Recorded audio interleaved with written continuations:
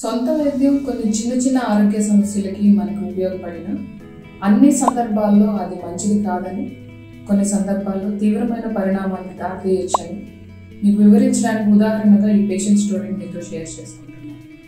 ఒక diabetic patient చాలా రోజుల నుంచి నా దగ్గర చెకప్స్కి వస్తున్నాడు. సడన్గా రెగ్యులర్ చెకప్స్ లేక ఒకసారి షుగర్స్ బాగా పెరిగాయని వచ్చారు.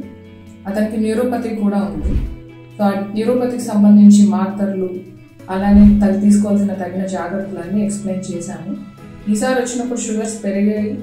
అలానే న్యూరోపతి ఉన్న వాళ్ళకి ప్రతిసారి ఫుడ్ ఎగ్జామినేషన్ చేస్తూ ఉంటాము. వాళ్ళని కూడా ఇంట్లో చేసుకోమని చెప్తూ ఉంటాము. ఫుడ్ ఎగ్జామినేషన్ చేస్తున్నప్పుడు నేను గమనించింది ఏంటంటే అతనికి అరకాల పైన ఒక అల్సర్ ఫామ్ అయింది. అంటే ఇంకా ఫామ్ అవ్వడానికి రెడీగా ఉంది. క్యాలస్ ఫామ్ అయ్యి అల్సర్గా మారట్టు ఉందన్నమాట.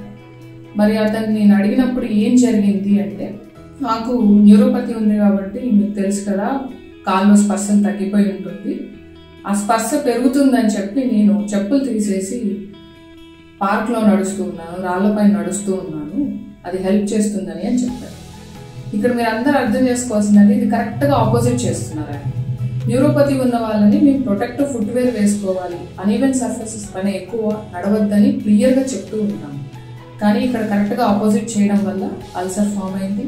రేపు ఈ అల్సర్ ఇన్ఫెక్ట్ అయ్యి అది స్ప్రెడ్ అయ్యి మొత్తం ఫుడ్ డ్యామేజ్ జరిగి కొన్నిసార్లు తీవ్రమైన సిచ్యువేషన్స్లో ఫుడ్ తీసేయాల్సిన పరిస్థితి లేదా సర్జరీస్ చేయాల్సిన పరిస్థితి, ప్రొసీజర్స్ చేయాల్సిన పరిస్థితులు కలుగుతుంది.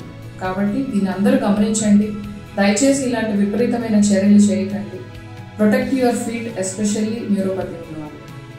ఈ వీడియోలో షేర్ చేసిన ఇన్ఫర్మేషన్ మీకు ఉపయోగపడింది అనిపిస్తే డయాబెటీస్ అండ్ న్యూరోపతితో బాధపడే వారికి తప్పక షేర్ చేయండి.